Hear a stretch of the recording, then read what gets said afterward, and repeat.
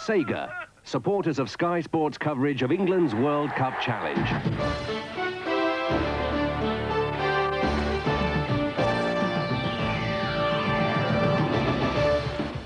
We were in Oslo for England's most crucial game since the World Cup semi-finals.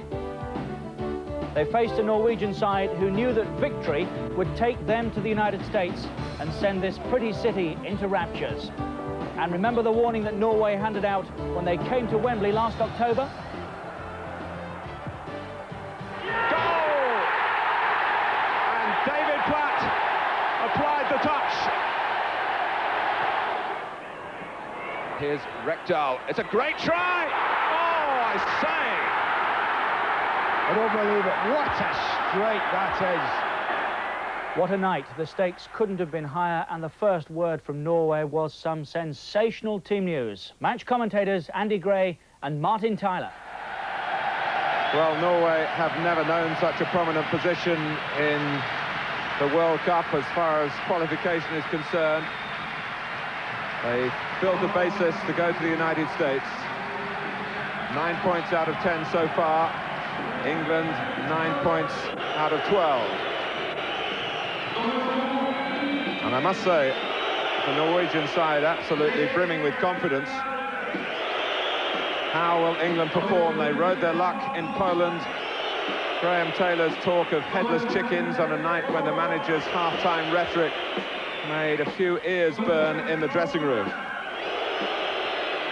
Norway's coach, Egil Olsen, is a national hero, but he's surprised the country by naming Lars Bohinen, who was not in his original squad, in the team in place of the injured Minnie Jakobsen. 3 others didn't start the match at Wembley in October. The giant Jostein Flo and Øyvind Leonardsen, who will give width to the midfield, and the one out-and-out striker, Jan Åge Fjørtoft. Familiar names there from England's Premier League, like Erik Thorstvedt, of course, who's playing his first game since Easter Monday, when he broke a finger playing for Spurs at Nottingham Forest. Fjørtoft, who scored against Scotland and once knocked Aberdeen out of European competition. Rekdal, who produced that bolt from the blue at Wembley. And Bohinen, the surprise selection. The captain, Rune Bratseth. But as for Graham Taylor, he's given a lot of thought into tonight's lineup, having to take into account Paul Ince's suspension, Lee Dixon's recent illness, injuries to the likes of Les Ferdinand and Ian Wright, the loss of form of Des Walker, and perhaps most of all, the loss of sharpness of Paul Gascoigne. He's also considered the Norway style as well, and the outcome is the introduction of 2 members of Manchester United's championship-winning side. Gary Pallister, his 6th cap, his first for 21 months, and Lee Sharp, who replaces John Barnes. It's Sharp's first start ever after 2 previous appearances as a substitute. David Platt will operate in midfield. Paul Gascoigne behind the front 2, who are those prominent strikers of the Premier League, Les Ferdinand and Teddy Sheringham. So England defend the goal to the left in the first half. Des Walker here, one of 3 central defenders, but Pallister will certainly look to the left-hand side to start with, but he won't see Jostein Flo. Andy Gray. Yes, Martin, we were all led to believe this weekend, or this week in the build-up to the game, that the number 6, Jostein Flo, would play wide on the right-hand side of midfield. They were indicating all week that they were going to be looking for the left-back area and Stig Bjorneby to be firing diagonal balls on top of Tony Dorigo, who they thought were playing. They've started the game off totally different. Flo is up front with Fjørtoft at the moment, and they have a 4-man midfield area, and the number 8 you see there, Leonardsen, is the one occupying the right-hand side. Flo at the moment just tucking back down the left, where it might just be a straight swap, having seen the selection for England. And Graham Taylor did tell me that Gary Pallister would be switched across as well, and there's a bit of an inquest going on in the back line as we look. He's coming over, Martin. Gary Pallister's doing exactly that, and it looks like get Flo and Lee Dixon.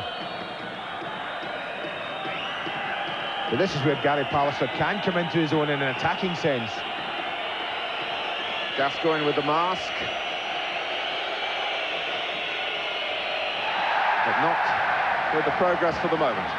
He was quite disparaging about his own performance in Poland. He was bowled over there by Nicklund. Flick on by Ferdinand. Torsfeld, who might just be on the rusty side. Not only having to have repairs to a broken finger, but he's had a hernia operation as well. And he faces two players in particular he knows well. Teddy Sheringham, still with Spurs, of course, and Paul Gascoigne, once off. Free kick for Gascoigne and England.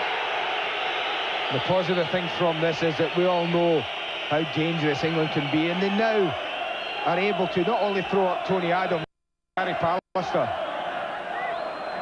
and with Sheringham and Ferdinand also very capable in the air. That is something that they should be looking to do this early. Put one in there, test the defence, test Eric Torsfeld. He's been out of the game for a long while.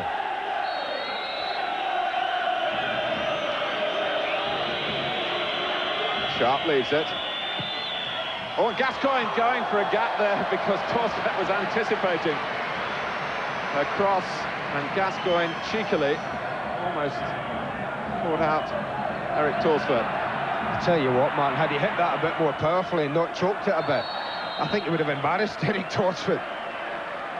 But the England formation, there's a lot about it I like, you know. I like the choice of the two front men.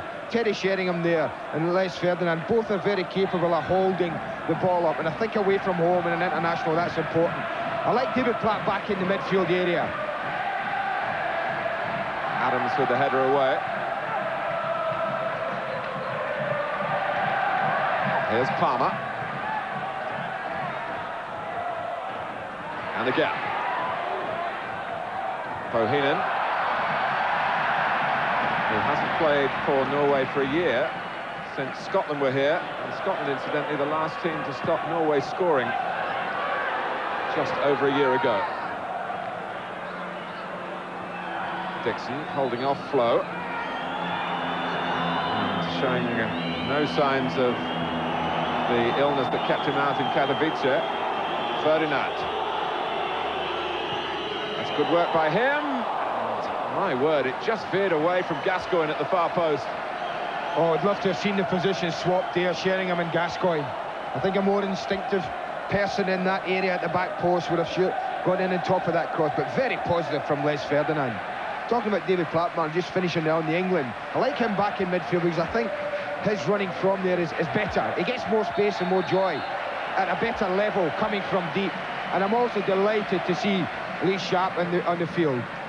I think he's brimming full of confidence on the back of that Premier League Championship win. He's one of the best crossers of the ball in the Premier League, and people like Les Ferdinand and Teddy Sheringham would be delighted that he's playing. My one worry would be defensively, if they have to endure a lot of sustained pressure, because there's a new unit together, and it does at times take time to gel. Headed back in by Bohinen. Nicklund. Sheringham coming back. Touched off by Fjørtoft. Rekdal, down goes Fjørtoft, and he does go very easily, I must say. A puff of wind and he's on the deck. That's something to look for tonight. You're right about him. Any physical contact in the number 9, I mean, it's minimal. You see it there, it's minimal. But he will fold like a pack of cards. And it's a free kick to Norway. We're in the 6th minute of this vital World Cup qualifier in Group 2. Rekdal on the ball. Teeing it up for Jostein Flo, and the shot certainly flew, and Woods found it coming very quickly indeed, got enough on the save to turn the ball over the bar. Well, that's an incredible strike from Flo. We know about Bjornaby's strength on his left foot, we know about Rekdal, but now we know about Jostein Flo, and I think what saves Chris Woods there is that it's so close to him. If that was a yard or two away from him, Chris Woods may have been picking that out the back of the net. It is Stig Bjornaby of Liverpool to go across and use his fearsome left foot at the corner, but needed some defending too by Tony Adams. This is an area where England have got to defend. We talked about how well drilled they are at offensive free kicks themselves, but when you look at the height of this Norwegian side, they've got about 5 or 6 six-footers, all capable of causing a problem. Bratzett and Fjørtoft waiting by the near post. Flo coming in from deeper. Woods in trouble, doing enough. It was really the quality of the corner rather than too much deficiency in the goalkeeping. It really swerved, and it's gone behind for another corner. Yeah, he was really struggling, Chris Woods, but he did well to get a hand on it. Early pressure for England to endure here.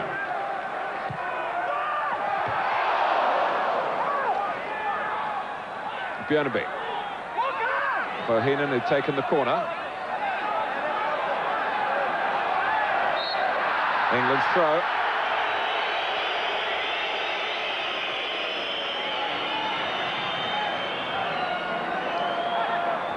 Contrast in the two camps, really. Egil Olsen open with his lineup, made public yesterday lunchtime.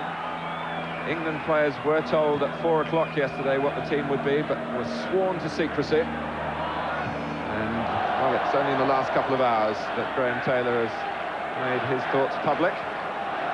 Yeah, and what he's looking for is for Les Ferdinand to play sort of an old-fashioned inside right, in between the left back and the left centre half, and for Teddy Sheringham to do likewise on the other side. Platt. Rather sold Dixon short then. Lee Dixon stayed in his hotel room on Saturday night and just about stayed awake long enough when he was ill to watch the entire game and see his clubmate Ian Wright, the England's hero. Torsvik coming, and not really making it, but he does the second time. Ferdinand was the worry for him. Adams, little touch by Mikland forward to Leonardsen. It's good play by Norway, with an athletic run typical of the man from Gunnar Halle, trying to be the furthest forward at the end of all that. I mean, if you were Egil Olsen looking at the game against Poland, the one thing you would have noticed as well, Mark, was how at times vulnerable England looked to Poland's very, very quick breaks. And it was noticeable there that when they got the ball and they broke, they were quite happy to throw Gunnar Halle forward as far as possible and not restrict him in any way. Ferdinand has been flagged offside. The referee, Shandor Pool from Hungary, hasn't seen the flag, which has now gone down. That was amazing. The linesman, as you rightly said, flagged for offside, then put his flag down. Walker, lots of scrutiny on his performance tonight, but that goes really throughout the England team. Platt. Palmer.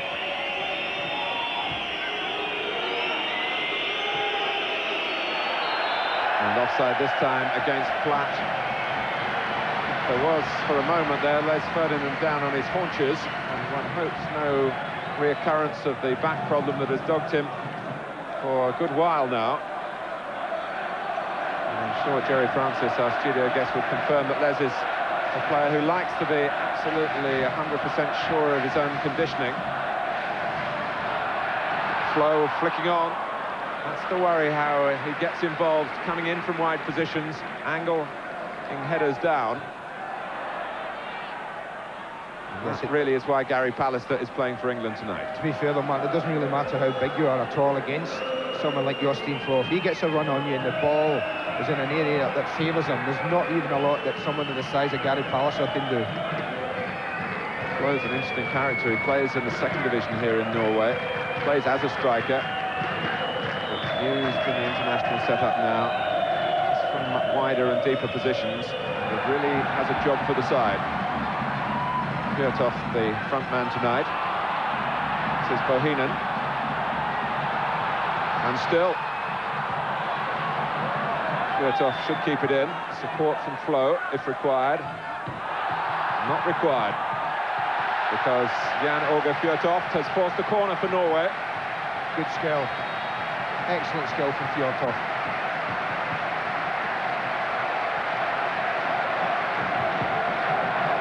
And the These tall, strapping Scandinavians make their way into England's penalty area. And taking the responsibility there was Carlton Palmer. Well, there's no way anyone can stand around in there in the penalty area for England. If it's in your area, if you're the nearest white shirt, you've got to be attacking it.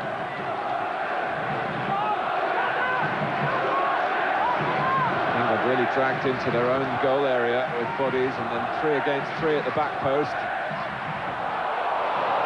And that was more for the crowd than a real scare for Chris Woods,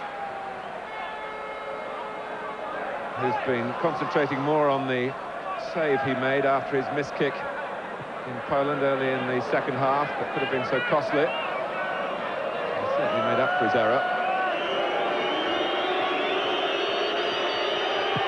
And the kick here is very clean indeed. Leonardson, across goes Palmer.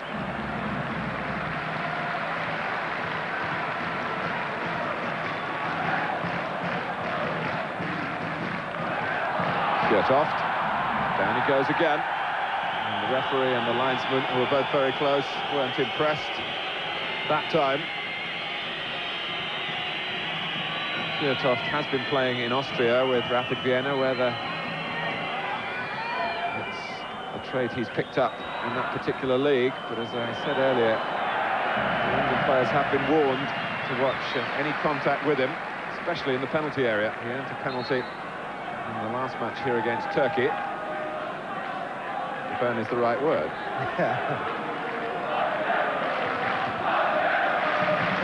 He throws himself about the way he started this game. There's no surprise he gets 1 or 2 decisions going his way. Dixon finding himself in the centre. Palmer, who was one of the players questioned by Graham Taylor about a loss of self-control in the first half against Poland. And England were rather embroiled into the physical side of the game and lost some self-control. Certainly didn't please the manager, whose half-time talk was on the ferocious side. Pratt covering back, but Norway coming forward here with Bjørneby. And now Bohinen. 3 for Norway in the centre. And from the flick by Fjørtoft, Woods not really troubled, but the build-up play was purposeful. They took their time, he delivered a cross into a very dangerous area. And Tony Adams was just a yard or 2 off Fjørtoft for my liking.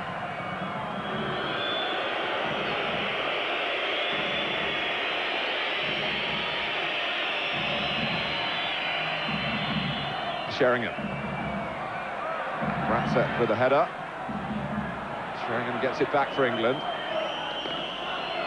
And Walker having to go to the left with Sharp further forward. Ferdinand chasing but running out of room, and it's a goal kick. And quite a hefty fall there. But England, they are the 2 strikers. 2 caps for Ferdinand before tonight, 1 for Sheringham.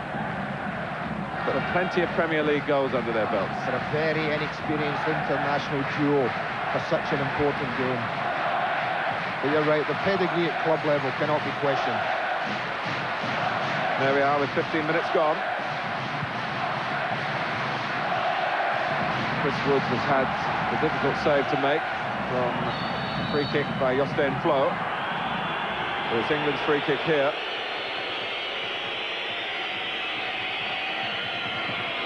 Players certainly pleased with the pitch. The one thing about it, so we just look again at the foul, is that there's an excessive camber on it, not just across, which is often the way on football grounds, but from goal to goal as well. A very tight, atmospheric stadium, steep sides, wonderful view, wonderful atmosphere.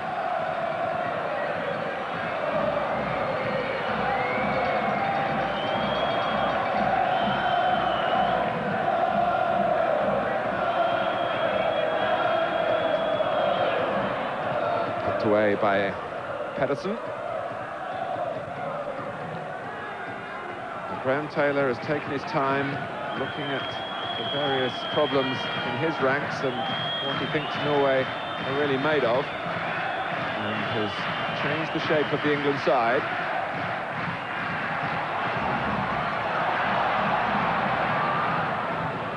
Alistair, one to benefit from those decisions. Platt. Gascoigne wanting the ball to feet. Like to see them do that a little bit more. Now we're into approaching 20 minutes mark. Let's try just keep it a little bit. Take the sting away from the Norwegians. Don't be in such a hurry to get it forward. Or if you are getting it forward, give a ball up to Ferdinand and Sheringham that they can deal with. That was Walker slipping Micklund.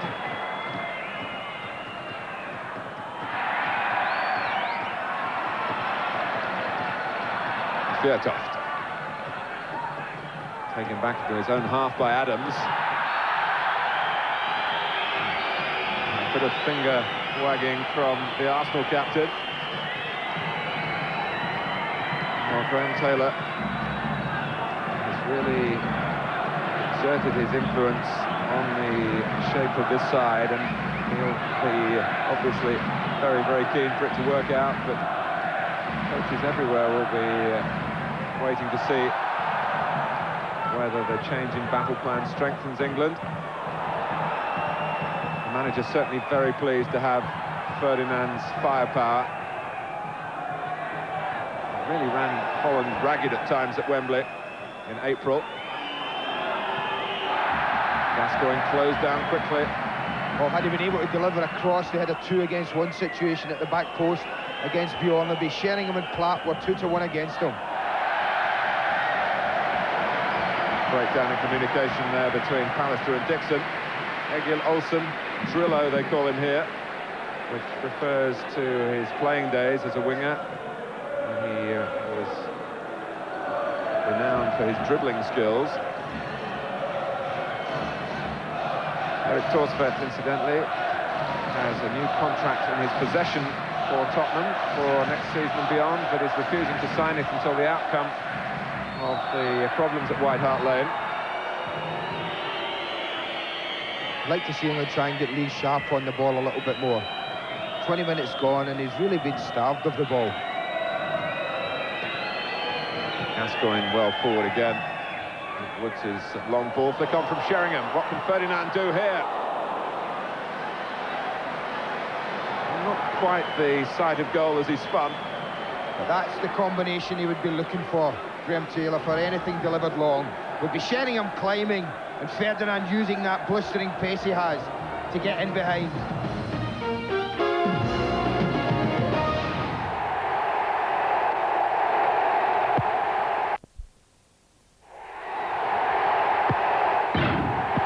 The two characters famous for their dribbles are Sir Stanley Matthews and Roy Hattersley.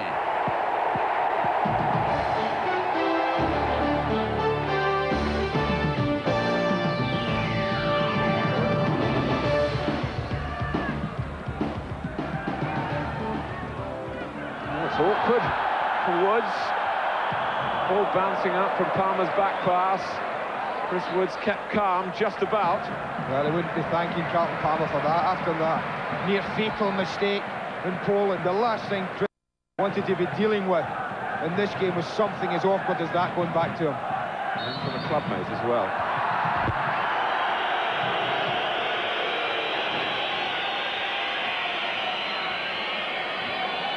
Tony Adams, who has an appointment in hospital once this two-game trip is over. The England party returning tonight. Adams needing that hernia operation.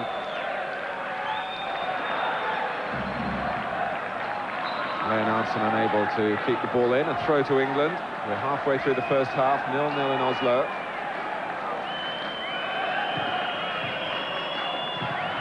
Clearance by Pedersen. England with their three defenders all back.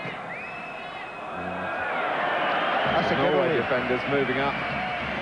Walker wastes it. That's a giveaway. What he should have been doing, Des Walker, is just nicking it down the line.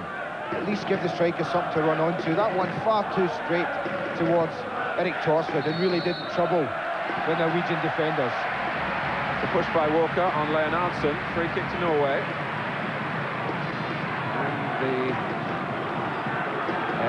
power, trying to assert itself against Graham Taylor's team. Well, Bjornaby's gone over with his left foot, which does suggest he's going to whip this in towards Justwoods, and they're going to try and get players attacking it. It didn't quite reach Flo, and Carlton Palmer sorted that. Good defending, Carlton Palmer. They had men in the right places, England defending there. Over it comes, you see it again. Palmer's in that area, no messing about, get rid of it.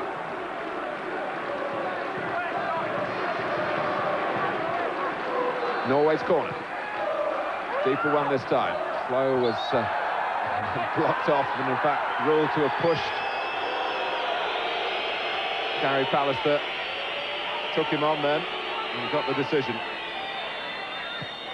I think what they haven't been, I mean, Graham Taylor was under the illusion that they would be very, very direct to Norwegians. I think that the early part of this game, they've been very impressive in respect to the way they've played the ball. They haven't just looked to whack the ball forward. They've looked to pick the passes out, play it through midfield if they can, and go from there. They were trying to play it through midfield then, and Palmer got to Micklin very quickly.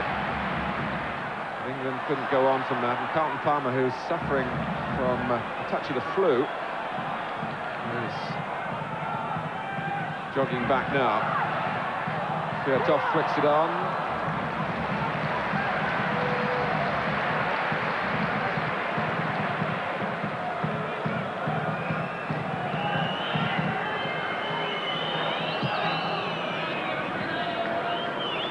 Bjornaby hasn't played for Liverpool since March because of a groin problem. Lucky there that Ferdinand couldn't quite react. Worried about getting offside, I think Les was there. He was just on his way back and caught on his heels. Well won by Pallister.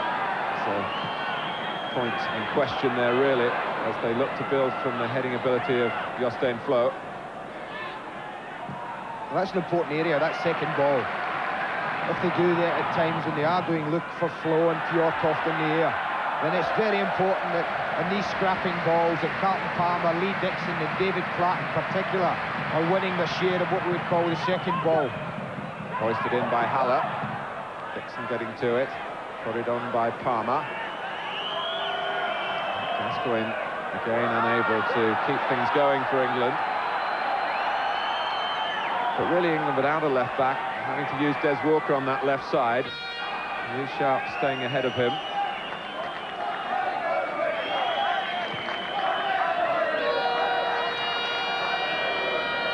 Pallister for Platt. It's Gascoigne who's offside. There's been a lot of talk about the weight around Paul Gascoigne's waistline, but what about the weight on his shoulders? He, more than any other individual, was responsible for England's good start in the group. His influence has declined in more recent games, and he's been brutally honest with himself about that. I think everyone would agree that he's England's most gifted footballer. And in a tight game, if you're looking for anyone to produce a piece of magic, then certainly you'd be looking at Paul Gascoigne to be one of those type of players.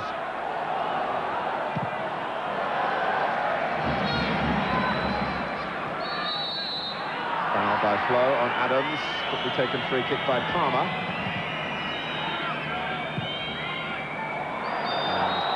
Flagged offside again. Unlucky. He's unlucky that time. Just got to bend his run a little bit and be a little bit more patient, because he's got enough.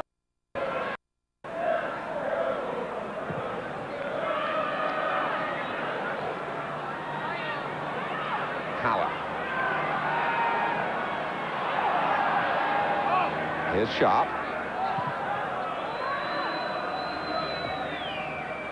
Pedersen underneath that one. The players have been based in a hotel up in the hills overlooking Oslo, concentrating on the game, going no further than the training ground. Some of the Norway side went to a Bruce Springsteen concert yesterday. Show how relaxed they are about it.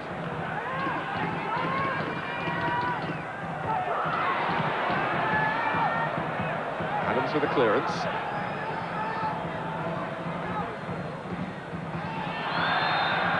that raised by Sharp, the arm raised by the referee, indirect free kick. I think this sort of challenge, sometimes back home you get away with that type of thing, but on the continent, as soon as the foot's raised any height at all, referees penalise it. Here comes Flo, trying to launch himself again. Leonardson and Walker ducking in. The whistle didn't go. Des Walker is hurt. Norway have a corner. And I think the referee signalling exactly what you said. The England players were looking around for the decision, but if we watch this again, the referee says Des Walker ducks into it. And I think that is why he didn't give the decision in England's favour. But you see the blood there streaming from a cut on his head, and he looks quite shaken. That looks a nasty one. Well, Walker off the pitch, and the referee indicating that the corner should be taken. He's quite entitled to do that, of course. Howard's come up into the middle as well. Fjotov dummied. England was solid there by the near post, and David Platt got it away. Well, Lee Dixon's got to play right back now. Lee Sharp left back just to give themselves a little bit of breathing space until they sort out Des Walker.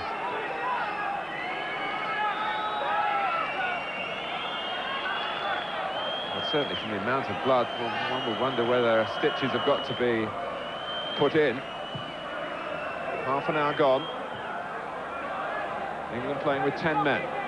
Des Walker being with a towel around his head. Well, that does suggest that there's some repair work going to have to be done to that head wound of Des Walker's. The decision from Graham Taylor, it's an obvious one. Do we spend 5 or 10 minutes with 10 men and ride with luck, or does he decide we can't afford to do that, we've got to get 11 men on the field as soon as possible? The offside comes to England's rescue here. Real difficult decision now for a manager. But I think you look at his substitutes, Mark, and that may influence his decision in holding as long as he can and waiting for Des Walker. With Clough, Batty, Sinton and Wright, the 4 substitutes, outfield players.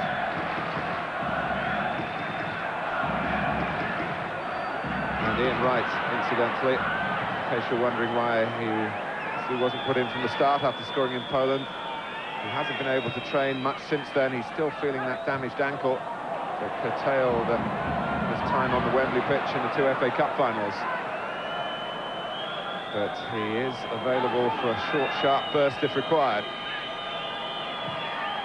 Well, what England in actual fact have done, Mark, is just brought Carlton Palmer back in. And he's now filling the place of Des Walker in the back three. Certainly no stranger to that area of the pitch. Nicklett.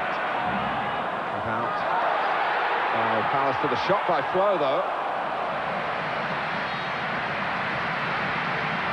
And not for the first time in this game, showing he's not just a player who's good in the air. Yeah, not quite. He doesn't look quite as comfortable on his left side as he did on his right. But it's noticeable now. I don't know whether tactically they've done it deliberately, but Flo has now been put out to the right-hand side, and they've brought the number 8. That's Leonardson over to the left, and that's the formation we were led to believe would start the game. As we've said before, Egil Olsen is a very meticulous student of the English game, a regular visitor working for Norwegian television on England matches in the winter. Well, Haller had a chance there to tee up Rekdal, the player who scored explosively at Wembley. That was a let-off. Dixon defending. Flo trying to be too clever. And here's Platt.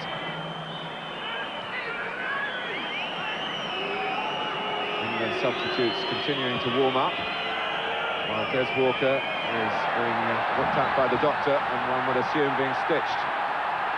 Here's Fjortoft. Palmer. Corner. Well, like to have a look at that again. I thought the under-21s last night were very fortunate to have a penalty given against them. But let's have a closer look at that. Does Carlton Palmer get anything on it? Fjortoft gets to the ball just there. The right leg comes over. It's an ugly challenge. And I think that England will be rather pleased that the referee took that decision there. Corner it is, and England must defend it without Des Walker. To be taken by Bienabe. And to be caught by Woods, only for an instant, a fumble, a grab again.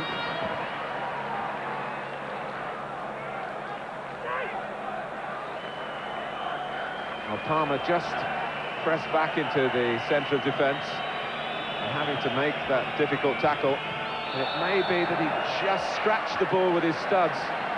I'll give you that then. But what he did do, good news for England, as we see there. Des Walker back on the pitch. What Carlton Palmer did do, Martin, wrongly as a defender was tackle with the wrong leg. He should have been really in a position to tackle him with his left foot there.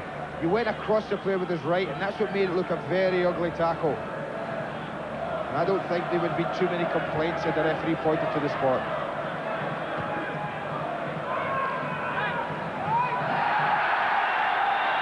As Pallister and Blow in close proximity again. Hammer went down, and Norway have a free kick. Again, they're up. They're definitely up at the moment, the Norwegians. They're riding high in confidence, and that's showing in their play. Well, there have been some almost arrogant statements in the local papers here from Norwegian players saying that they're definitely going to win this match tonight and put England in their place.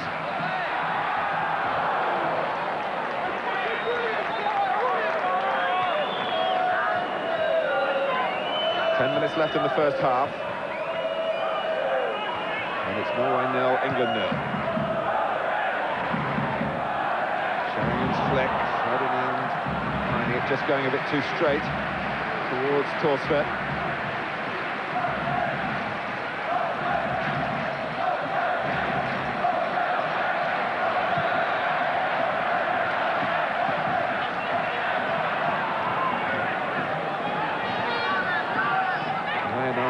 On the left in the role that would have been fulfilled by Minnie Jakobsen, who's been such an important player for Norway, reported with a thigh strain and was ruled out as early as Monday. Free from Hungary, Shandor Pool just going across there to sort this out, a little aftermath. Yeah, I think Les Ferdinand quite rightly had a word with the lines when he felt he was just being pushed out of things in the corner. But he'll be anxious, the England manager. Roy's team have defended fairly well. They have rode their luck a little bit at times.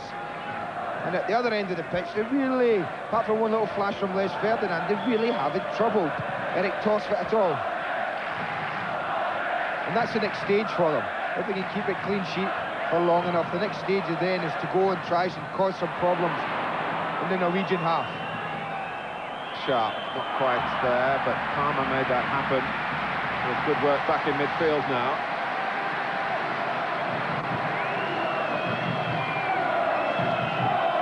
Just go across, Carlton Palmer having a look around to make himself available for the throw. Thinks better of it because it's a long one, not long enough from Sharp. Walker skipping in.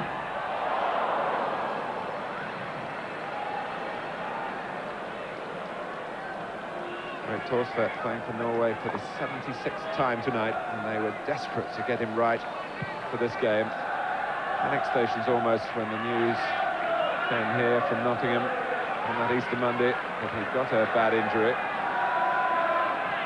And that so concerned that he would miss the Turkey game, which Norway duly won here by 3-1. Sharp. It's a ball he's been encouraged to play from left to right. Gascoigne, and still opting to use Sheringham. Ferdinand fighting for the cross. Pedersen strong in the air. Good work by Bohinen. Leonardsen shrugged aside by the England captain.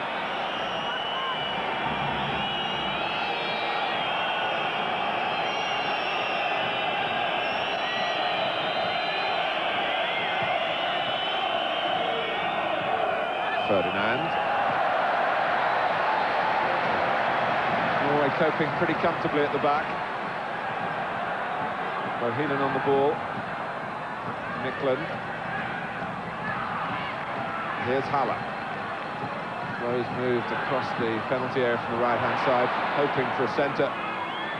But it didn't come, and Gascoigne leads England on the way out. With the feet of Ferdinand. And he's sent flying by Björneby.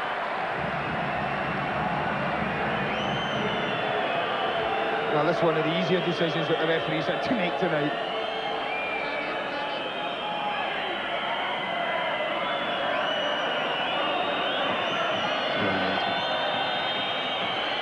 Ferdinand rather slowly and gingerly getting back on his feet. He's been encouraged by the referee to do so. Just over 5 minutes remaining in the first half. Adams has stayed back, but Gary Pallister's made a late move forward. It's a deep ball by Dixon. Platt. Here's Sharp. Now Palmer.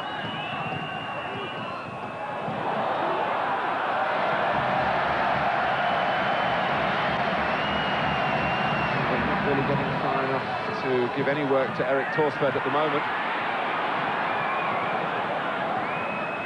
Sheringham.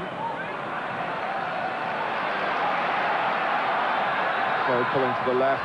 That arm is hitting the pass, and apparently done again by Dixon. He's made a very quick recovery. He really was poorly on Saturday and Sunday. And had an adverse reaction to some antibiotics taken for a damaged toe.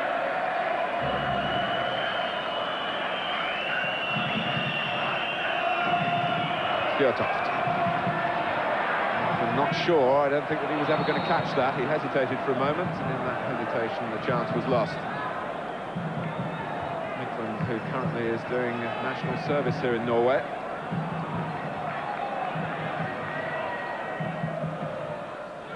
Put out by Tore Pedersen.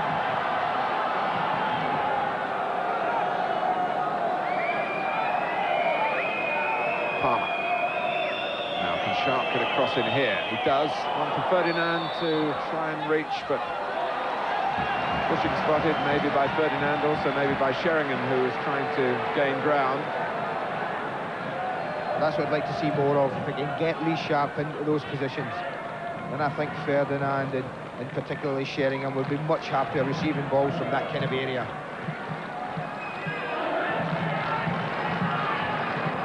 Mikland.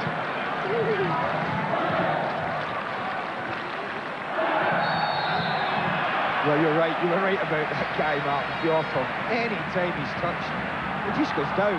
He's in here, Leonardson, and they've scored. Leonardson. 3 minutes left in the first half. The free kick was given, but it was taken quickly. That was the crucial thing. Fjørtoft was thinking quickly, and the cross was bundled in by Leonardson. Delight for Norway. You're right, he doesn't hit it right. Probably if he had hit it crisply, then Chris Woods would save it. He committed himself to the dive. It skips off Leonardson's foot and agonisingly over Chris Woods' head. But you were right, Fjørtoft earned the foul, but it was from there, Matt. He was so bright when he got up and ran in behind Des Walker, I think it was, to deliver that cross. Well, just when England seemed to be getting through the half-time, not exactly cruising, and not exactly getting a 50% share of possession either. They're behind, and they're in trouble.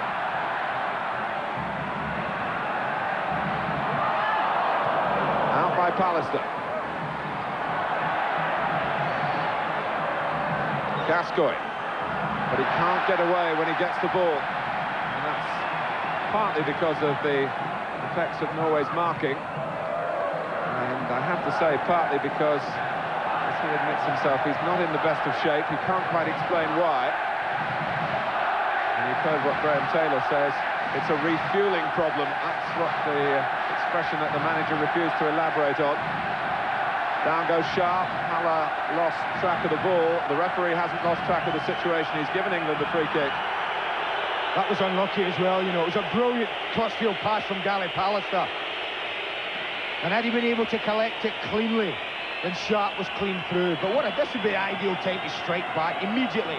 Throw a few men up. Let's see Adams got there enjoying Gary Palliser. He's strolling up at the moment. It does suggest he's going to get himself in there. I would certainly hope so. Striking back immediately, that would be the answer. Well, this is the opportunity.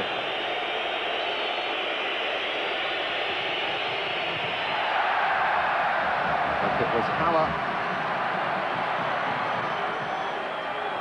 who headed it away. England's ball.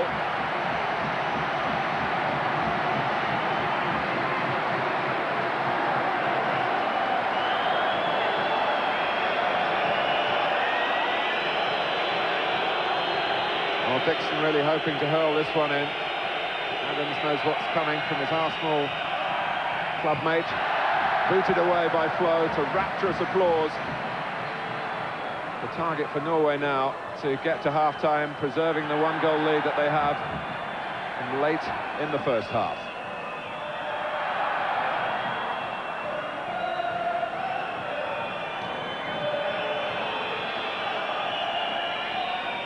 Sharp.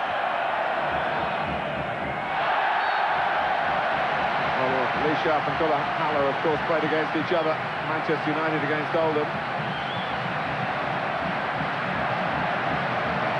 Certainly on top of the job at the moment. Excellent season he had for Joe Royle as well. Part of the reason that is because Lee Sharp's having to do most of the defending. Well, the players head for the dressing room in very different frames of mind. England hit caught cold at a free kick, given that they felt unfairly against Walker on Fjørtoft perhaps, but Norway reacted so well from it to lead to the goal for Leonardsen. But the Norwegians believe that they can see a path now to the United States. England have got 45 minutes to sort it out. At half-time in the Ullevål Stadium in Oslo, it's Norway 1, England 0.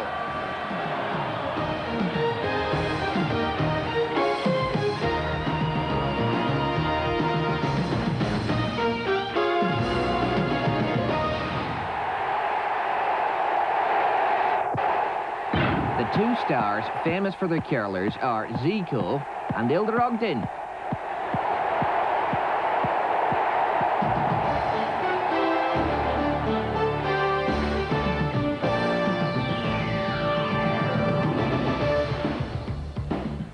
Welcome back. The match facts. Norway 1, England 0. 3 shots from Norway on target, all of them. Just 1 from England on target. 8 corners. Norway, of course, none from England so far. Pretty even all the way down the rest of the list. Jerry Francis is our studio guest. Before we ask you, Jerry, what you do about it, let's have a look at the goal again. Came 3 minutes before the interval. 1-0 it is to Norway at the moment. Leonardsen the scorer. And this is the incident that led up to it. Well, yes, I mean, Fjørtoft has got a reputation of falling down, but led there a little bit. And he gets the other side of him. It's quickly taken free kick. You have a bit of fortune there with a little bit of a deflection as it went in, but you know, it's obviously disappointing. Very close to half-time. Surrounded by white shirts too, yep. isn't he, Leonardsen, the scorer? Well, I think that's what I'm saying, really. For me, the whole situation is that we're still playing for it at the back against their 1, which is Fjørtoft most of the time, and that's leaving us outnumbered in the middle of the park where they're playing their 5 against our 4, and they're having a lot of possession. Norway, they've been able to play through us. And that's causing us problems. And when we receive the ball, when we get possession, one of the 3 are getting possession and just knocking long balls into areas, and we can't get the 2 wide boys through. Can't get Sharp in the game, Dixon in the game, in attacking positions. Therefore, none of the crosses that we talked about can come in. So what would you do? Change it now? Well, if he doesn't change it, I mean, personally, I would change it and have the 2 fullbacks pushed in, because they're only playing 1 up, so I'd leave my 2 centre-halves, whoever they would be, with the 1. I'd push my 2 fullbacks in, thereby releasing Sharp and the other boy on the other side, whoever that is, forward, to get a situation now where we've got to be positive now. We need a goal at some stage. Obviously not to go stupid, we've got 45 minutes. But if they're not going to change, if they're going to play the same, then somebody like Adams has got to come out with a ball and has got to release players, Sharp or Dixon. He's got to come out and commit Norwegian players, because they're happy to sit there. And if we don't do that, then obviously, like in the first half, we're going to create very, very few chances. They play a very tight offside trap which I think Les and Teddy Sheringham have really lulled themselves into a few times without bending their runs. But to be fair, the balls into them haven't been good. And we've had 4 good set pieces, I think, where we've wasted every one of them. We've got people like Pallister, like Adams, like Ferdinand, like Sheringham, like Palmer that have got height, and we've wasted all of those 4 set pieces at the moment. Should the Norwegians have had a penalty as well? Well, yeah, I'm obviously biased, but I would have been disappointed here if, from attacking point of view anyway, if perhaps it hadn't been given. You can't quite see from this angle whether he gets a touch, but it doesn't look like that to me. And I would say we're a bit fortunate to get away with that. Not the best of angles, but pictures from Norwegian television. We'll take another break, back in a moment or so with the whole of the second half live here on Sky Sports. England trail in this crucial match by a 0-0. Don't go away.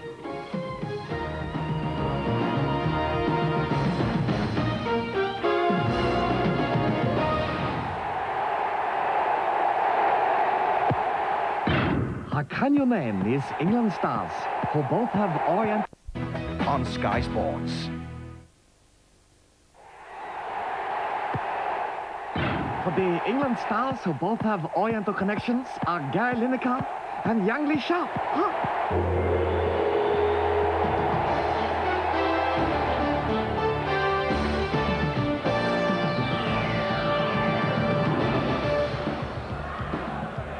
Welcome back. Half-time at the Ullevål Stadium. Norway 1, England 0. Our guest in the studios here is Jerry Francis, the former England skipper. It can all change in a second, Jerry, of course, but not good at the moment. And this is the goal that separates the teams. And the incident that led up to it.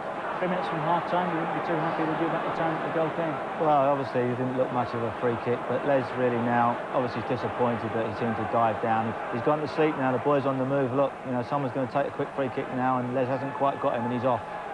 And that's a split second that means a difference at times, you know. Again, we've got plenty of white shirts, 3-4 white shirts here marking 2 players, which has been one of our problems for most of the first half. Got a bit of fortune with a deflection there, but, you know, I definitely feel if they're going to play the same, they will play the same again. Start of the second half, but I think that somebody, one of the back 3, either Tony Adams, who probably is more suited, or Gary Pallister, has got to come out with the ball and start releasing some players.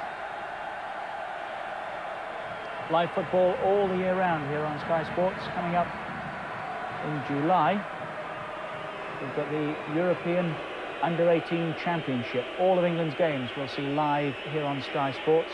That's between the 18th and the 25th of July. Let's go back to rejoin Andy Gray and Martin Tyler. Thank you, Richard. We welcome you back to Oslo with the news that Ian Wright, who rescued things on Saturday when England were also 1-0 down at half-time to Poland. Wright is on. Now Nilsson, the scorer of Norway's goal 3 minutes before half-time. And it's Ian Wright replacing Teddy Sheringham for England. Despite England's defeat here in 1981, they did go on to qualify for the subsequent finals in Spain, thanks to the shortcomings of others, but no one would want that to be the method again for England. But there's certainly room for improvement in the second half.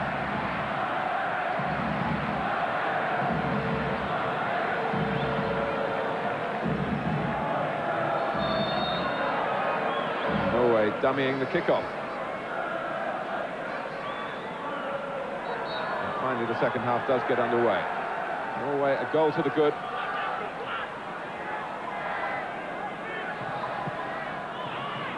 Talking to their manager Egil Olsen half an hour or so before the kickoff, he felt that the match might finish as a draw. Let's hope for England's sake that he's right, and there is a road to recovery here in the second half. He gave us the impression, Martin, he would settle for a draw. The exact words were, I'd take a draw now. Wright hoping to get a decision on the edge of the area, the referee having nothing to do with it. And the game is stopped because of the injury to Jostein Flo. I don't think it's a surprise to anyone that Ian Wright has been asked to come in and rescue England again, Martin, but the one thing that they'll have to improve, and this is where I feel a little bit sorry for Teddy Sheringham, it doesn't matter how good a striker you are, this is the injury that he gets. See, it's his right ankle, I think, he catches. And I think that's that's probably the trouble there. It doesn't matter how good a striker you are. If you're not getting the service you require, then there's nothing you can do about it. And Ian Wright received better this half than Terry Sheringham and Les Ferdinand received in the first half. Agreed totally with Jerry Francis at that time when he was talking about Lee Sharp. I think he's been basically starved of the ball. Only glimpses have we seen him in the game, and it's been through no fault of his own. I think it's up to the more senior players on the England side to be looking to release Lee Sharp as often as possible. Flo back on his feet. And restarted with a drop ball. Here's Adams.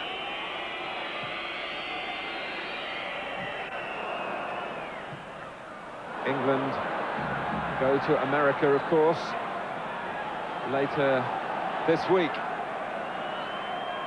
But will they be going to America next year? That's the burning question. And then also, for the man in your picture.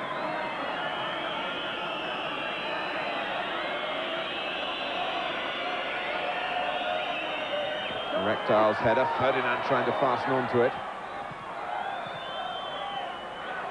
Ferdinand again, beaten by Bratzett. Breaking players here for Norway, Mikland and Leonardson. Walker getting back. Adams covering in the centre. Bohinen. Oh, my word! Lars Bohinen, the surprise selection, has surprised Chris Woods, and England are 2 down. Well, the quality of the build-up was absolutely first class. Watch this run in here. We're only seeing the end of it.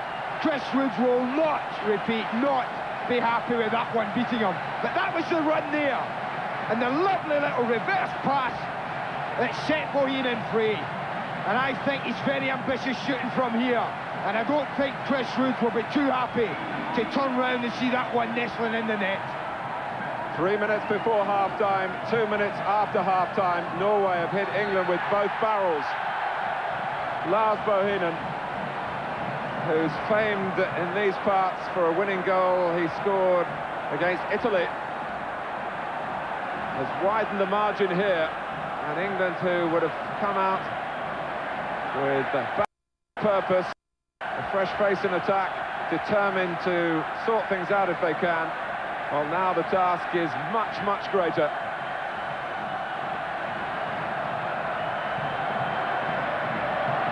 Palmer.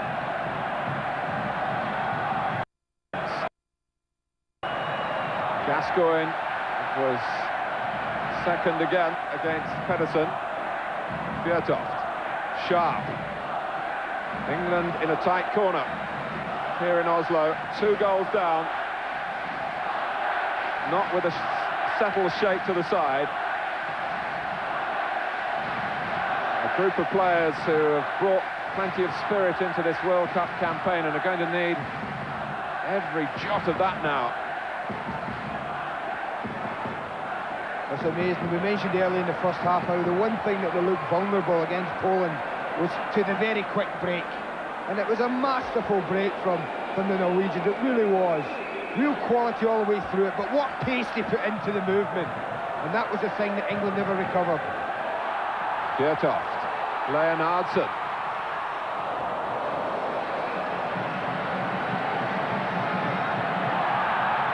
Walker in a tangle. And sadly, we seem to be saying that more often these days. Now Sharp.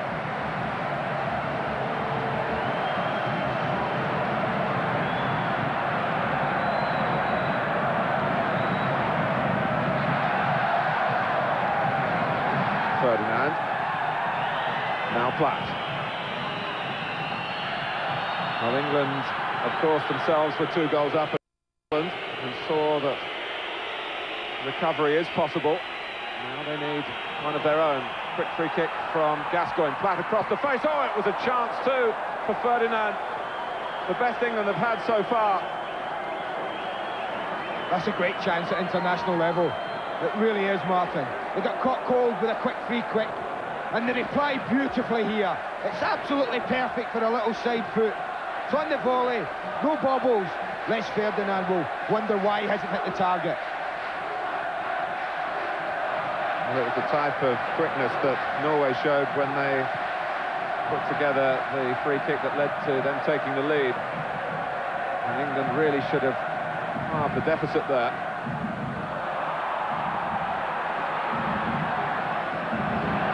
In quickly, who was grateful that Adams made an angle for him. That's the problem with back passes for goalkeepers when they're overhit. That was a factor in the incident with Des Walker to Chris Woods in Poland.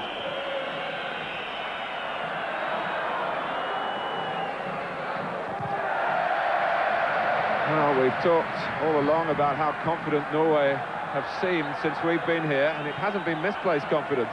Well, sometimes that is, and sometimes it can work in your favour. I thought it might do when you and I were out and about the streets of Norway, it was unbelievable how they almost expected to win this game. They were thinking about nothing but victory, and that surprised everyone here, and I thought it might work against them. They have to give them credit from the first minute they've set out to do this job, and until now, everyone has got absolutely right.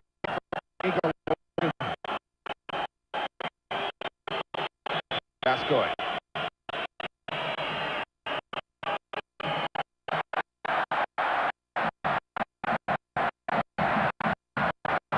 England chase the game, of course. There's always likely to be space for a counter-attack. Here's Fjørtoft. And Bohinen, of course, brimming with confidence. And the referee lets the game go on. Mikland coming in, still Mikland. And now Rekdal, and now Flo. Rekdal again, and finally Walker behind for the corner. Well, first of all, I thought it was a free kick on Lee Dixon. And so did England. By Bohinen. But after that, I mean, here we see it. Rekdal's unlucky. It's great defending by Walker, the way he closes the ball down. And again, Des Walker gets himself back in there for an oh-so-vital touch when Rekdal looked to be opening up to shoot.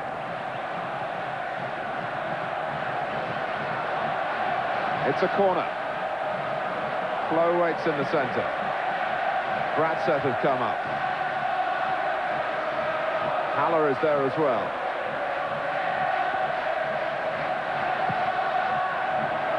That's another corner by the frame of Carlton Palmer.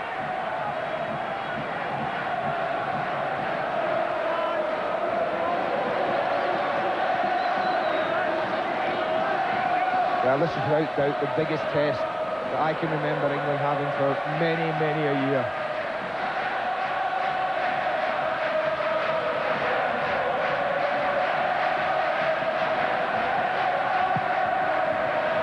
And it's too long. Gives us a chance to apologise. Your picture is just slightly breaking up. It's a problem via the Norwegian television service that we're trying to do our best to rectify. We can help that. At the moment, we can't help the players. They badly need to help themselves. 2 goals down. We've got to stick at it though, Martin. That's the important thing at the moment. We've got to stick in. The important thing is not to lose a goal. There's plenty time left in the match. They get a goal, then that would be a real test for the Norwegians. How they will stand up to it. Well, their bottle go. That would be the question that I would be looking to see asked. And that's why it's vitally important that they keep going, even if they get a late goal. Mikland for Fjørtoft. For the side that continue to look more likely to score are the ones wearing red on their shirts. Yeah, the movement's troubled England basically all night when they've got in the last third. And Fjørtoft again opting for the near post. And perhaps more danger would have been created pulling it across the goal. England already have got the game going again, as they have to do. Right.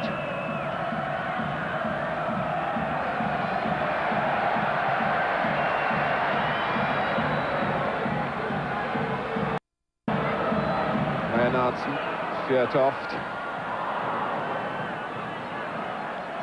Palmer's given it away to Mikland. Bohinen. Rekdal, 2 to the right. Rekdal skips Palmer. No one to his left, so a link up here with Fjørtoft. And England really getting a chasing at the moment. Micklin going in. Pallister with great height advantage. Had it been deeper there, Flo was waiting.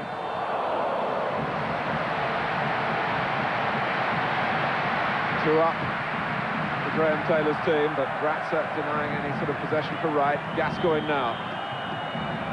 Sharp, who's never been able to get away, and Haller this time got the better of him with a bit of help perhaps for the referee. It's Göran Sørloth getting ready to come on for Norway. We're 11 minutes into the second half. The bounce there in Sørloth's step and in the Norwegian spirits.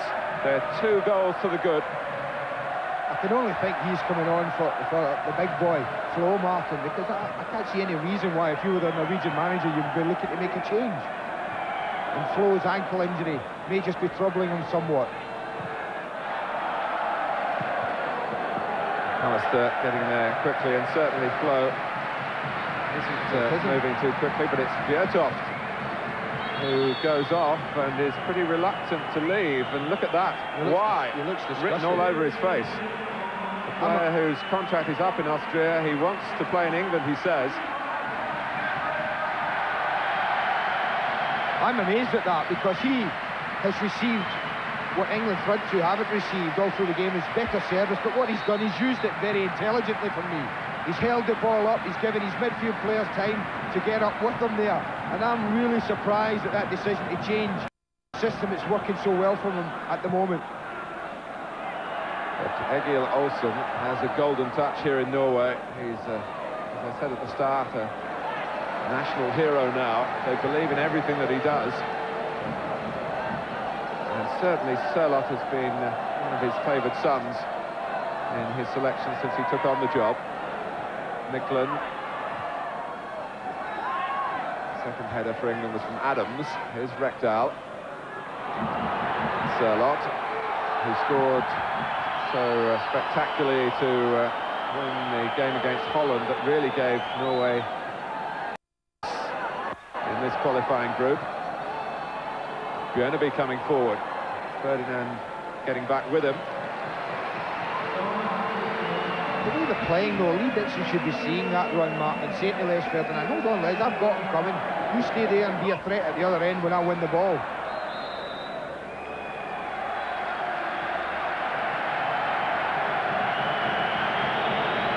There's been a great deal of debate about how many points in this group you will need to qualify. David Platt has been talking about 15. Egil Olsen believes that 13 with a good goal difference might be enough. Well, a win tonight and Norway will have 11, although there are 4 games to come, none of them easy ones. I mean to say, none of them against San Marino. Yeah, I think the Norwegians would regard a victory tonight, Mark, as almost putting with 1 foot across the Atlantic and in the USA.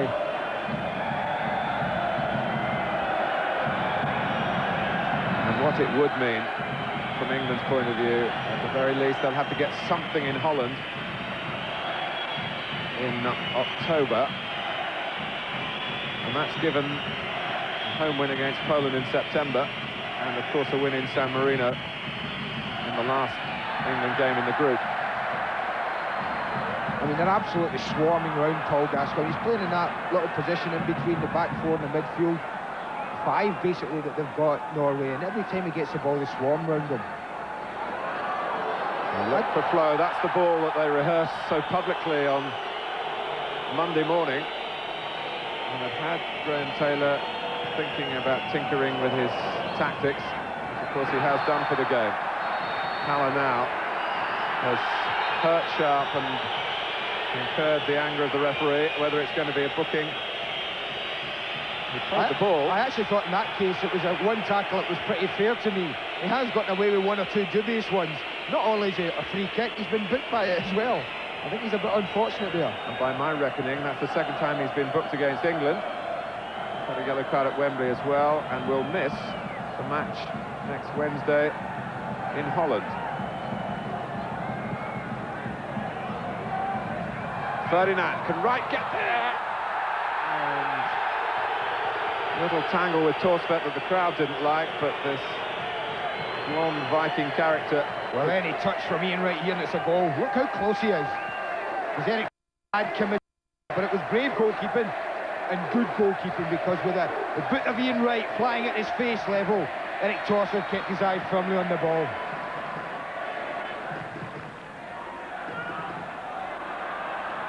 I would actually drop Martin. I'd swap David Platt and Paul Gascoigne around a little bit just for 10 minutes. I'd drop Gascoigne a bit deeper just to try and get him on the ball, just to try and see if he could open up something, and say to David Platt, you go and play in that half position and you try your forward runs. Because Paul Gascoigne at the moment is almost playing as a front runner, and I don't care what anyone says, for me that's not Paul Gascoigne at his best. My vision of Gascoigne at his best is when he picks it up, he runs at people, he commits people, he creates a pass. Ferdinand, by standing as far forward as he is at the moment, he's just easily marked, easily spotted, and playing with his back to the goal has never been his game. It can terrify teams coming forward with the ball glued to his feet. Right, able to quite glue the ball to his foot there, but it breaks for Palmer. England in desperate need of a goal here, and the lift it would bring. 17 minutes into the second half. England hit either side of half-time by Leonardson and Bohinen for Norway.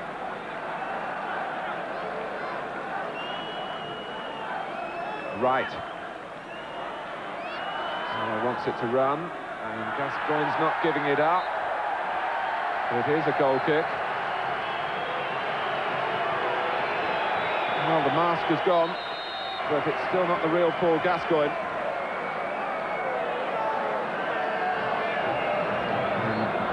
England are taking off Des Walker and bringing on Nigel Clough.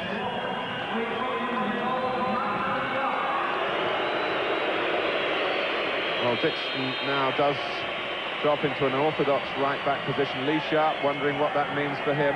He's going to go left-back. That's certainly what David Platt signalled to Lee Sharp. And he has to, for me, because if he doesn't, there's going to be a huge area for the Norwegians to get into. Still trying to reorganise at the moment. Sharp. Well, I saw that coming. Well, now they have no real natural width further forward. Field now, England have taken that away by dropping Sharp back. It looks like they're looking for Paul Gascoigne to provide that width. Graham Taylor did say to me in an interview we showed you before the game that he never thought about leaving out Paul Gascoigne. I wonder whether that was totally correct, because obviously Gascoigne isn't in full working order, but here he is trying to make a mark on a match, and he's been a peripheral figure really, and he's got his cross in, and that's more encouraging. That's more encouraging, because he got the ball into an area where he could actually turn and go at people. That's exactly what we said. That's the Paul Gascoigne I know at his best. Coming from those deep areas, he frightens the life out of teams. But he's much, much easier to mark when he's playing where he's playing at the moment. Ferdinand. And this is where Ferdinand is so strong. Bratzer trying to shepherd him out of harm's way. A bit of a disagreement, I think. Initially the referee was going to point for a goal kick, but he's taken the advice of his linesman. Maybe that's a touch of luck that England need, and a chance to make something from the corner.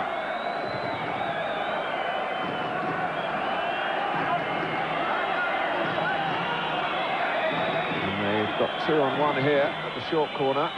Sharp, header out by Flo. Palmer loops it back in, and David Platt has read it well. And the player who's served England so successfully as a goal scorer couldn't oblige that time as it dropped. No flag. Another opportunity.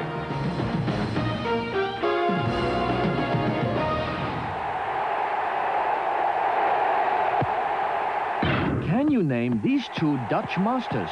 Find out after the commercials.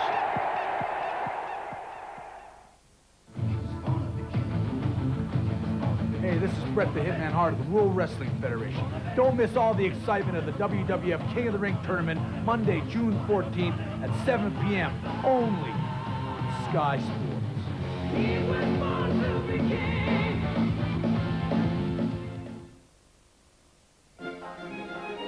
Thank you, Ambassador. Night, Jim. Thank you. Hey! Maar nooit rennen.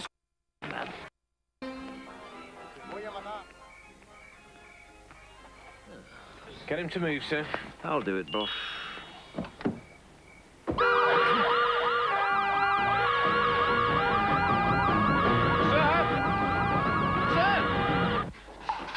Did you make the phone call, sir? I had a word with the ambassador, yes. I phoned Barclaycard's.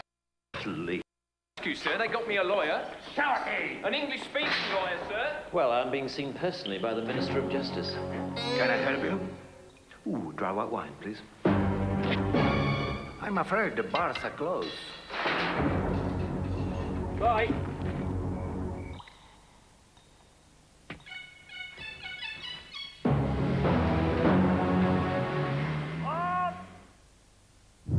Once upon a time, the diesel car was an unfortunate beast. Slow, noisy, smelly, and smoky. But the diesel has changed, and so has our diesel fuel. SO Diesel 2000 is a brand new diesel fuel that helps cut exhaust smoke, reduces noise, gives better fuel economy, improves performance, and helps make diesels of every generation cleaner, healthier creatures. SO Diesel 2000, a new generation of diesel. Get up. Get down. Get down.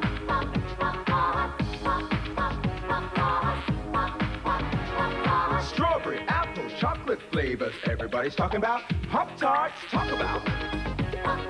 Walk about.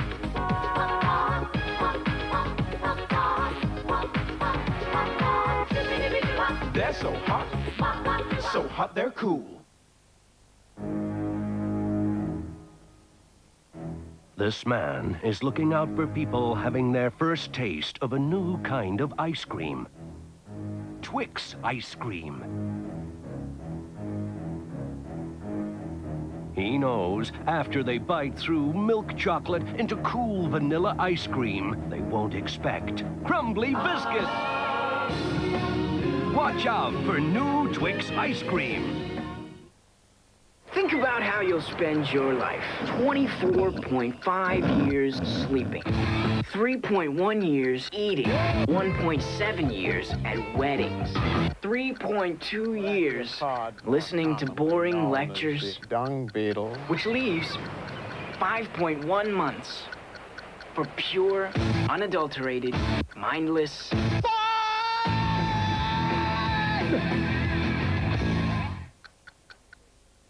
From the boulevards of Paris to the oil fields of Dallas, in the Casbahs of Karachi, everybody's playing Yahtzee. From Berlin to Beijing, they're rolling and they're shaking. In the air and on the high seas, everybody's playing Yahtzee, the most popular dice game in the world. Thank you so much.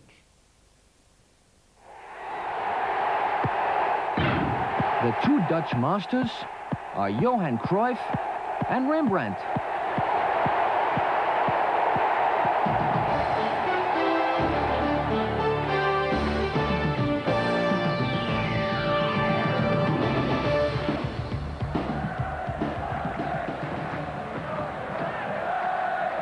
Well, when we were in Sweden last summer for the European Championship, which was, of course, won by Denmark, Sweden finished as losing semi-finalists, and the talk then was that the best team in Scandinavia weren't either of those, it was Norway.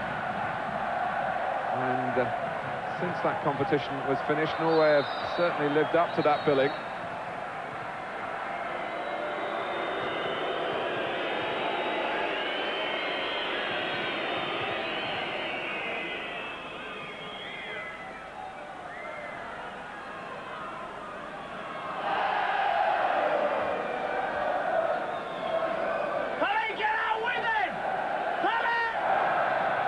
Ferdinand.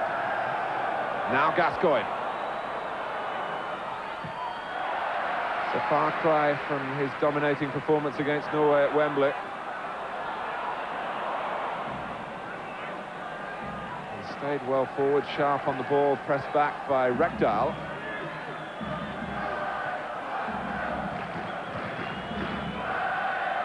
Adams. Flick on from Ferdinand, more height than he wanted. Sørloth.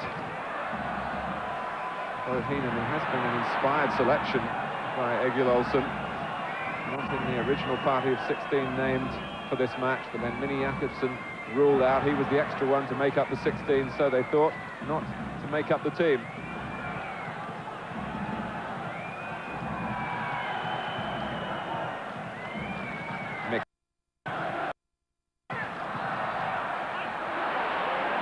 Now Sharp. Here's Ferdinand. Well, England had the corner. Nigel Clough was making up the ground quickly on the edge of the penalty area, hoping that he'd be spotted by Les Ferdinand. And this is where Norway will be looking for their skipper, the number 4 in your picture, Rune Bratseth now. In these times, very, very experienced. They're looking to hold his defence together. 20 minutes to go.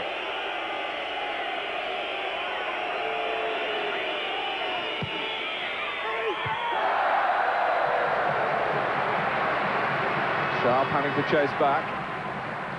Norway have really pushed out. Glanced on by Adams. Flag is up. Done that quite well.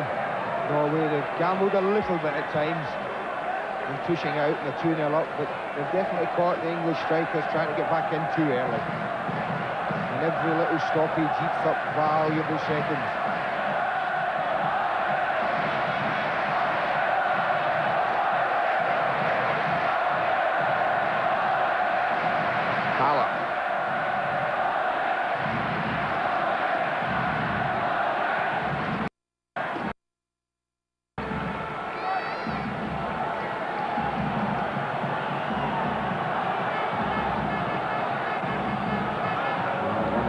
Players, you can see Gascoigne in the picture there, hands on hips, just taking a moment, wondering what has gone wrong, and when they sort it out, concentration back very much on the ball now. Micklund. Clough pointing to the ball to indicate that he got it, but the referee seeing it from behind Nigel Clough. Yeah, I think you can see there, he does get it, but what they do ever so well, these continental sides, Mark, as soon as they touch down, they go with a scream of pain, and that certainly influences referees.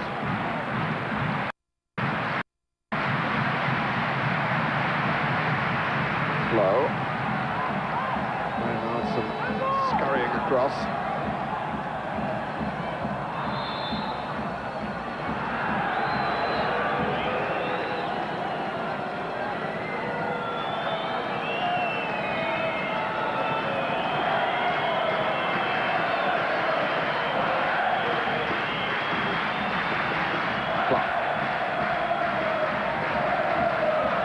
Sharp. Well, can Clough pull a string or two here with his passing ability for England? Palmer's got forward, just cut off by Pedersen. Ferdinand couldn't quite find the ball as it dropped cleanly enough. The presence of Carlton Palmer almost made something happen further forward for England then.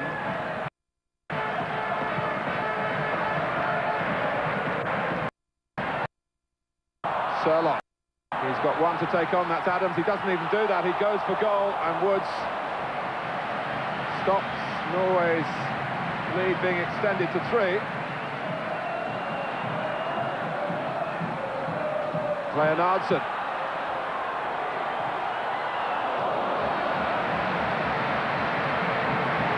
Well, that's what they've just got to gamble a little bit now.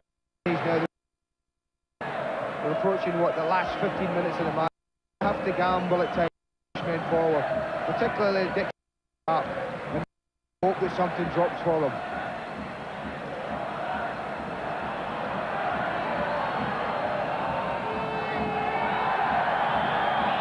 Pallister. And Sørloth complaining to the linesman, being told to get on with the game.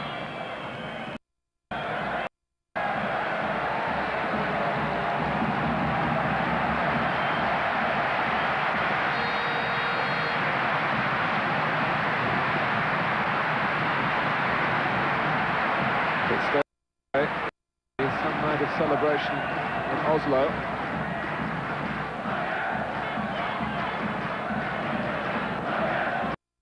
Adams.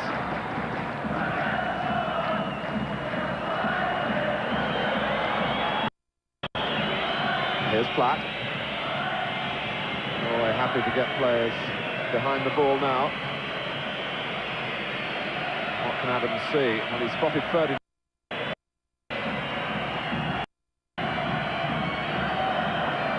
Can't get to this one. Micklin. And the more England press forward, the greater the danger, it seems, when Norway come out passing the ball like this.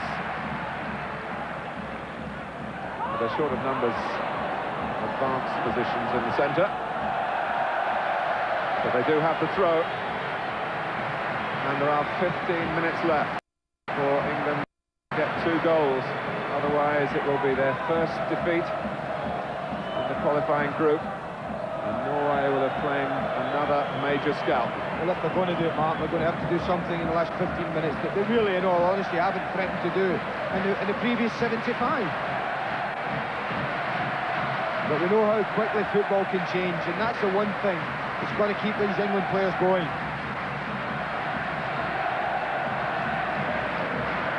Right. Now Ferdinand. He might be away here. Les Ferdinand for England. And Torsvedt stops it. Well, that's 2 excellent chances that Les Ferdinand has had. And again, full marks to Eric Torsvedt. You could see what Ferdinand had in mind. He was looking to lift it over him. He had no idea that Ian Wright was coming in the far post. And I would say that was good goalkeeping. For Norway, it was great goalkeeping. Goal for England. And the nerves will perhaps rattle. That goal could still come from the corner. But Sherlock with a chance to clear. He's taking his time. There's no one to clear it to. But he's knocked it into space. That's filled first of all by Gunnar Halle. Rekdal has made another ranging run into the middle.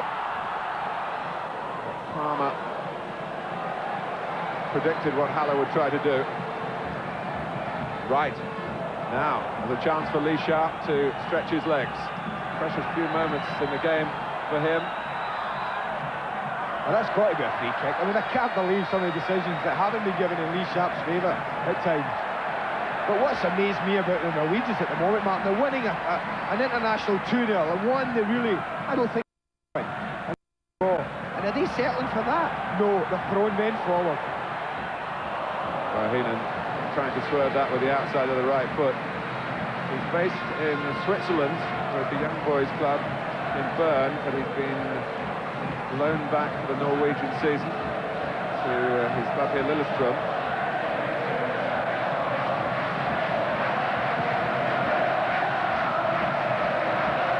Ferdinand, right, needs help from behind, gets it from Clough, who couldn't find Gascoigne. Flo did not an attempt to build through midfield that time. And he got a bit of stick for it as well. Rekdal was not happy.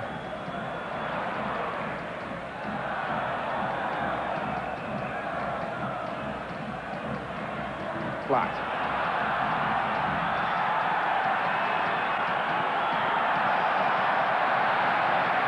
Look at this from Sherlock. That's bordering on arrogance. And England are left floundering again. Micklin. It's lovely football. Sherlock. Bohinen. What a goal that would have been in the context of a World Cup tie. And Chris Woods used his hands then. And the referee, despite the Norwegian protest, let the game go on. Incredible decision, wasn't it? No doubt that Lee Dixon was just not instinctively knocking it back to Chris Woods under pressure. Oh, no wonder they're up and dancing. Well, I know they're playing with confidence, Martin, but I think that the England manager got it slightly wrong when he led us to believe that they would be a very direct side. They've played some beautiful football at times, but in all honesty, it has really looked a very disjointed performance from England. The players at times have looked to me as if they're not too sure what's required of them, what positions they're being asked to play and what exact role there is in the team for them. And that's been a feature of the game for me tonight. Whereas the Norwegians have known to a man what's exactly been required of each and every one of them.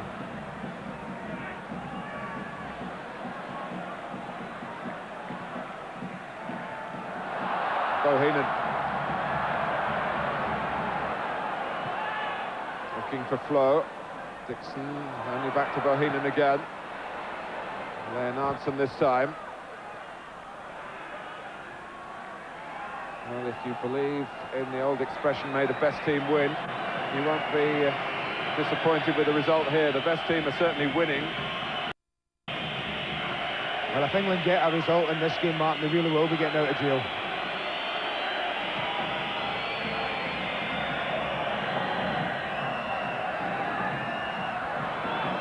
Clough, right. Well, sometimes the mishits make things happen. Ferdinand could have found himself with a chance there as Ian Wright was trying to blaze away the goal. Yeah, well, Leonardson's mishit ended up in the back of the net first half, and at a very crucial time in the match. A match that has 10 minutes to run. And Norway continue to play the poised and polished football.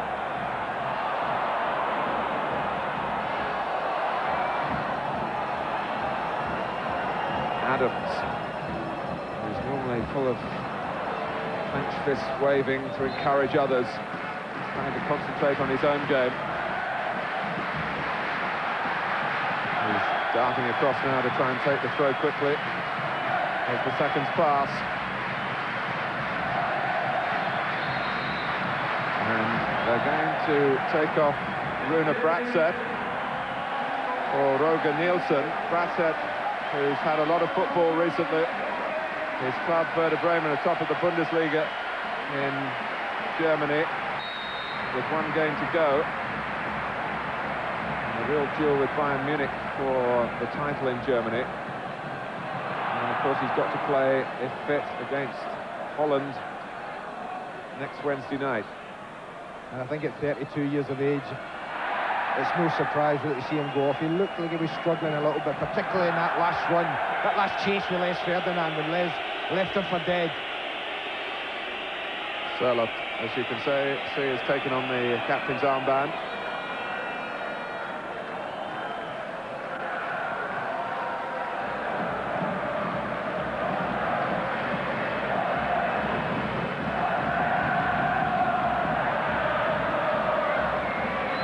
Flow. Reptile, Palmer in the way, Micklin skips into the picture, Palmer blocks him as well. Now Gascoigne, Clough.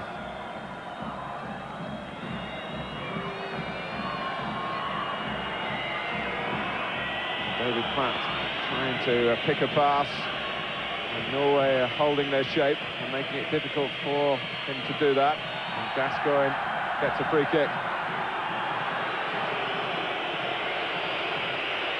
And there are 7 minutes to go.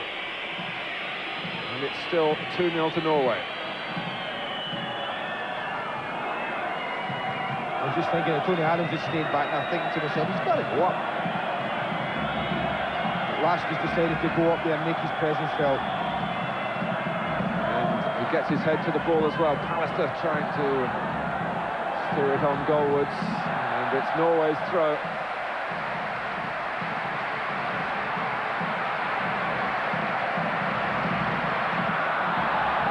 Sörloth.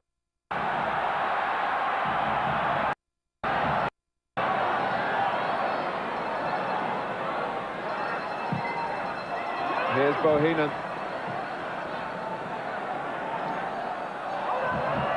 Unlike Poland on Saturday night, Norway haven't panicked when they've got in the lead. Poland took their foot off the accelerator, made a substitution that was definitely defensively minded and lost the initiative. England haven't been given the chance here in Oslo to repeat that. How often have they talked about the importance of keeping the ball in international football? And that's exactly what the Norwegians have done in the second half when they've had the opportunity to take the steam out of the game, to plenty passes together and frustrate England. And England just haven't been able to get the ball off them.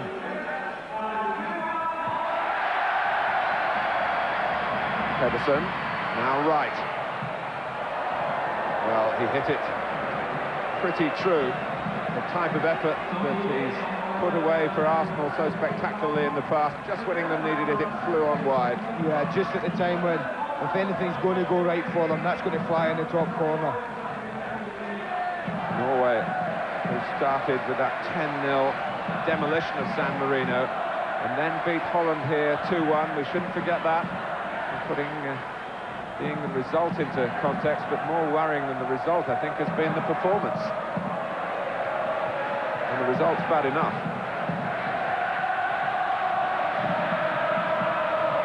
Take a bad performance if you're winning the game, Martin. I think that's the thing at the moment. But at the moment, England are doing neither. They're neither playing well, nor are they getting the result that they need. Norway have also won in San Marino 2-0. They drew at Wembley, of course, 1-1. And most recently of all, they beat Turkey here by 3-1.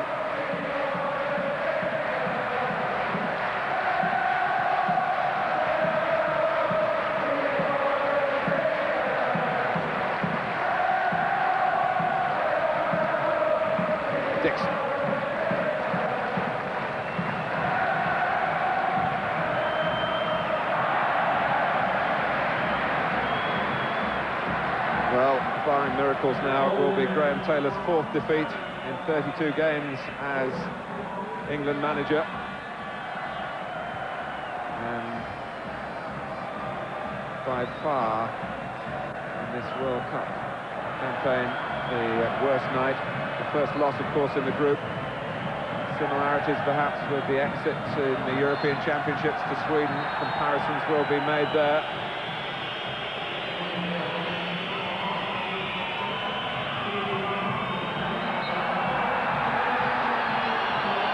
Tell you what, Gunnar Haller better watch himself. He's already been booked in the end within seconds. A bad tackle on Paul Gascoigne and another one, as we see there, on Lee Sharp.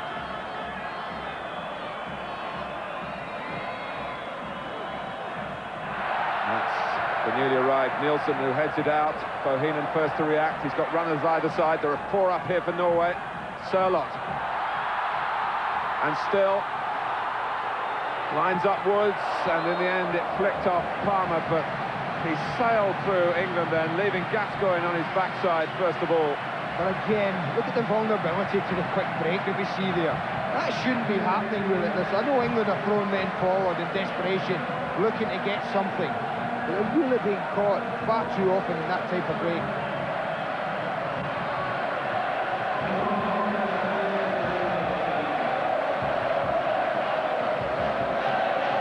Sørloth encouraging the crowd, and he can take time off to do that, with Norway sitting pretty.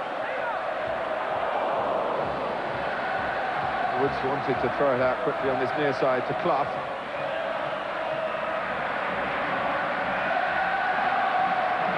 Dixon.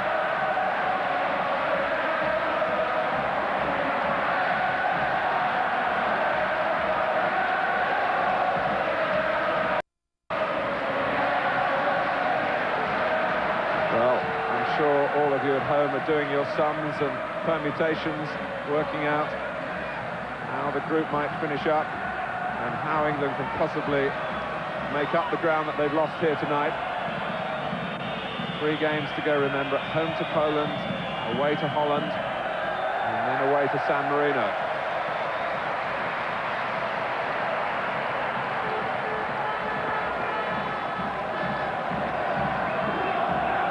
Flo. Clough caught him out. And right is offside. And I suppose the basic question, Andy, was the team was changed, the style was changed, and the result is wrong. There is Certainly gone towards it, Mark. The players have for the majority of the night. As I said, a lot of them have looked as if they're not quite sure what kind of area of the park they're supposed to be working in, what has been required from them tonight. And they've looked at times, as I said, very disjointed. But, you know, Graham Taylor was always a man who said he didn't want to change the style he'd achieved over the last 4 or 5 games. He felt that was the way forward. And here in the most important game that they've probably had in the section, he goes and changes it. of respect for the opposition. Well, the opposition have had no respect for England.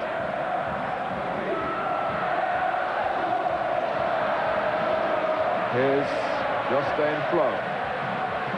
Sherlock trying to lean in there first. What was that expression from the radio commentary back in 1981? We gave your boys one hell of a beating. Well, in a way, it's a bit more appropriate tonight than it was then. The flag is up. Oh, this has been a much more convincing victory. I don't remember seeing a team dominate an England side as much as the Norwegians have done. With such confidence, Martin, in everything they've done. England will point, I'm sure, to the shortcomings in the way the two goals were conceded, caught out at a quick free kick, which led to Fjørtoft crossing for Leonardsen to miss-hit his shot in for the first goal just before half-time. And then Lars Bohinen really taking on Chris Woods from an acute angle for the second goal and winning. So early in the second half, it really rocked England back, and I'm sure they were coming out fighting for the second half, but they just really haven't got into the battle. And supporters here who really have grown to believe in their team have had very few nervous moments for them. Rekdal. Norway running the show again. Bohinen.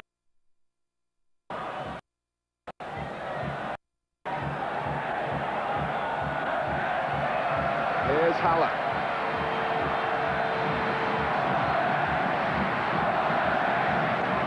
Into Flo for Haller again.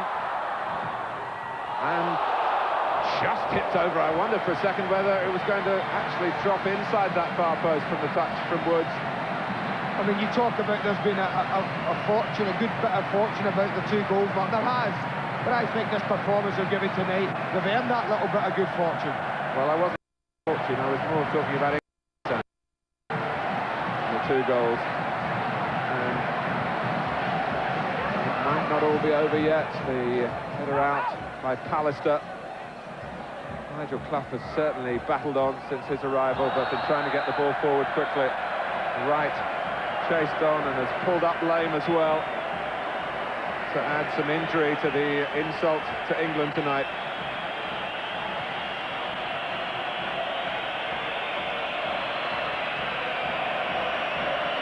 We've had a couple of minutes of time added on.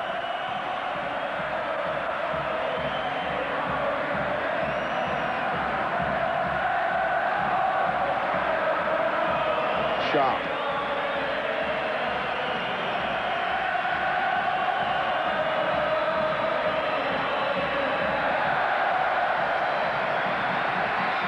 England keeping going as they have to do, even one goal, if goal difference counts, come the autumn time, when the group will be decided. Platt, offside, and it couldn't be reached by Wright in any case. And as far as the match is concerned, it's the last rights now. I mean, I'm looking around and thinking, you know, what positive thing will Graham in the game. And in all honesty, Martin, not a lot. I think Pallister's equipped himself very well indeed. Certainly since they've switched their back four. Lee Sharp has come into an incredibly difficult game and had to play half of it at left back. Can be well pleased with his job. Well, England have lost here in Oslo on a night of ecstasy for Norwegian football. Severe doubt chances of Graham Taylor's team to qualify for the finals. The goals either side of half-time by Leonardsen and by Bohinen. Norway now to ensure a spot in the United States, though none of their remaining 4 games are easy. England with just 1 point from this 2-game trip. Graham Taylor now a target for what will be considerable criticism, I'm sure. Obituaries perhaps for the team would be premature, but England definitely play in America next week. Next year, well, that's another matter. That's the sad story from the Ullevål Stadium, where it's finished Norway 2, England 0. Thank you, Martin and Andy Gray, and that a major blow to England's chances of qualifying for the World Cup finals. Group 2 looks like this after that match. Norway on top with 11 points from 6 games. England still second, 9 from 7. Holland third, 8 points from 6 games. Then come Poland, still unbeaten as well, like Norway, 8 points from 5 games. The next football here on Sky Sports, the climax to the German league season. Werder Bremen and Bayern Munich are locked at the top, separated by just 1 goal, in fact. Bayern finish at Schalke, Werder Bremen go to Stuttgart. We'll have both games in the German football programme Monday at 7. And there's more live football coming up in July as well. That's the European Under-18 Championship. All of England's matches